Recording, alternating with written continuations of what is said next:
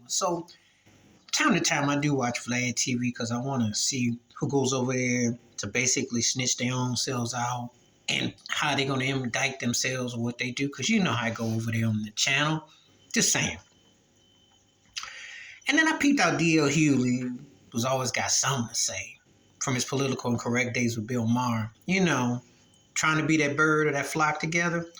And you know how about Bill Maher, the cats he likes on his shows. So anyway, D.L. Hughley is defending Carlos Mencia's use of the N-word for when he was on the Def Comedy Jam.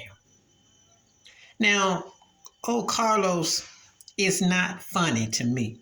He just one of those cats. It's kind of like a Joe Rogan thing. Kind of one of those guys that kind of hung around, got his turn. I think look at Mencia is kind of like a little bit past George Lopez, Paul Rodriguez kind of thing, but it's a kind of like a shtick that works. Let me tell you why it's offensive to say the N-word, especially when you're not black in a situation, because you can't go into other bases and disregard other ethnic groups. You can't go into a Jewish club and say certain words. You can't go to a Mexican club and say certain words without expecting someone to come pounce on your behind, okay?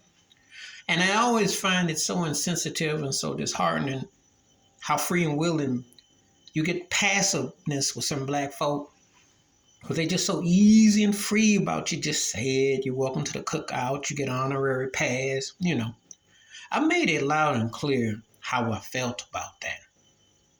You see, when you live in a country that doesn't teach, wants to eliminate Black History Month, wants to anti-woke, you walk in and work you live in a country where George Floyd's, there are hundreds of them that you ain't heard of.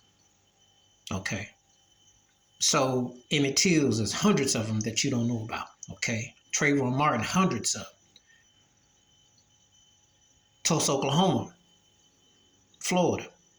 So you hear someone saying this, they not being funny. They feel like they can say what they want to say. So DL co-signing Carlos Mencia's racist usage just shows me that he's an agent he's bought and paid for. I am never shocked or surprised. And don't be looking for black entertainers or people to somehow have some morals. Most of them don't. Love their talent, love their God-given talent, respect who they are as what they've got as a gift. But you got to learn how to separate the two.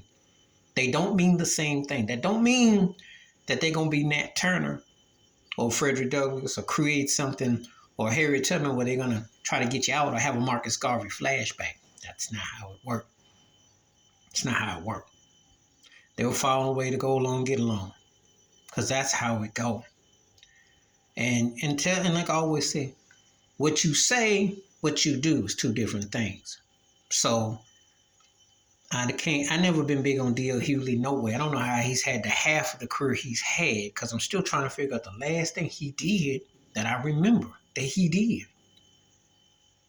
And Carlos Mencia, it's like a third, fourth tier comedian on a good night. Found a shtick.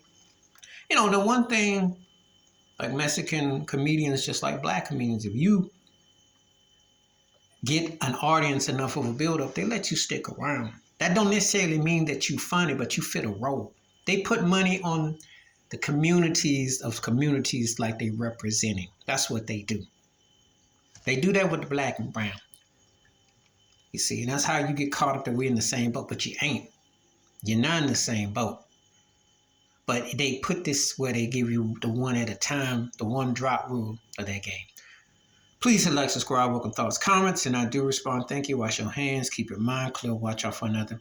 And don't be trusting these Hollywood entertainers because they got your complexion. Does not mean that they are in the same mindset. I'm out.